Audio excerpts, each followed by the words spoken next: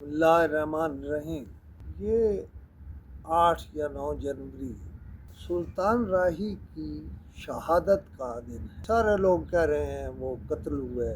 سلطان راہی ایک مختلف آدمی تھا اور مجھے تو شک ہے کہ اس وقت کی حکومت یا کچھ حکومت کے بااثر لوگوں نے اسے مروایا تھا، اس لیے کہ عین اس وقت جب اس کا قتل ہوا تو میں شاید تھوڑا اس سے آگے نکل گیا تھا، لیکن مجھے کسی نے فون کر کے بتایا کہ ابھی سلطان راہی گجرانوالہ بائی پاس کی طرف جاتے ہوئے شہید ہو گئے ہیں یا مار دیا گئے۔ سلطان راہی اگر زندہ ہوتا اور اس کے ساتھ کوئی واقعہ ہوا ہوتا تو یقیناً اس واقعے کی دیکھ بھال بھی کی جاتی اور ملزم بھی گرفتار ہوتے، لیکن پاکستان کی فلم انڈسٹری میں زیادہ تر جھوٹ ہے، زیادہ تر بناوٹ ہے۔ سلطان راہی ایک زبردست آدمی تھا۔ آپ کہیں گے میں سیاست پہ لکھنے پڑھنے والا، میں کیسے جانتا ہوں سلطان راہی کو؟ جب مولا جٹ بن رہی تھی تو میں سلطان راہی کو 2-3 بار مختلف اسٹوڈیوز میں شوٹنگ کے دوران ملا، اور ایک دن راہی صاحب نے مولا جٹ یعنی خود کو گالیاں دینی شروع کر دی۔ 2 چارپائیاں تھیں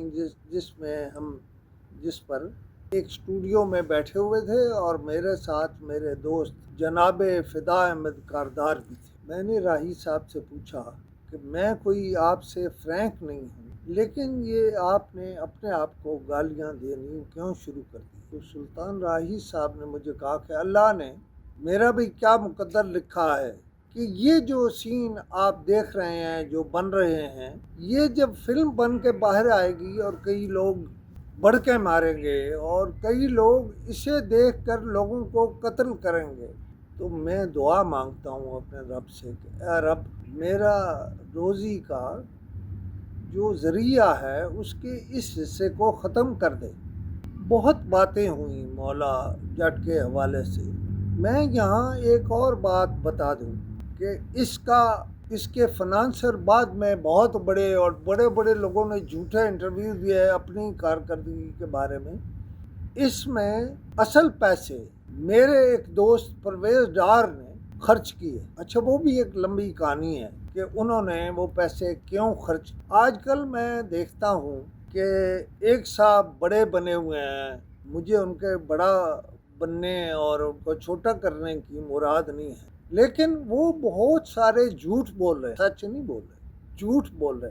مثلا ایک اداکارہ کے بارے میں انہوں نے کہا میں نے اس سے سیکھا ہے، میں انہیں مشورہ دوں گا، یہ بات ان تک پہنچے گی، انہیں مشورہ دوں گا میں کہ آپ اس میں شبنم آباد میں رہنے والی ایک خاتون جو بعد میں قتل ہوئی، اور اس کے گھر کے پیچھے جہاں گھوڑے جس گھر میں باندھے جاتے تھے اور جہاں ریت ڈال کے نیچے پانی ڈال کے وہاں کون سی اداکارہ رہتی؟ اس کی بہن رہتی، اس کا بہنوئی رہتا۔ لہذا یہ ایسے ہی نہیں چھوڑنی چاہیے۔ جب میں اس پہ بولا تو پھر بہت کچھ بدلنا پڑے گا۔ میں یہ کہتا ہوں کہ آج بھی سلطان راہی کے قتل کی غیر جانبدارانہ تحقیقات ہونی چاہیے۔ یہ ہمارے یہاں کی عجیب رواج ہے، تفتیش ختم ہوگی، تفتیش تو کہیں سے بھی ہو سکتی ہے۔ لہذا آج میں اس کو یہاں چھوڑ رہا ہوں، لیکن میں اس کو دوبارہ شروع کروں گا، چونکہ بہت سارے لوگ اب اپنے آپ کو بڑا بنانے کے لیے بہت جھوٹ بول رہے ہیں۔ خدا حافظ۔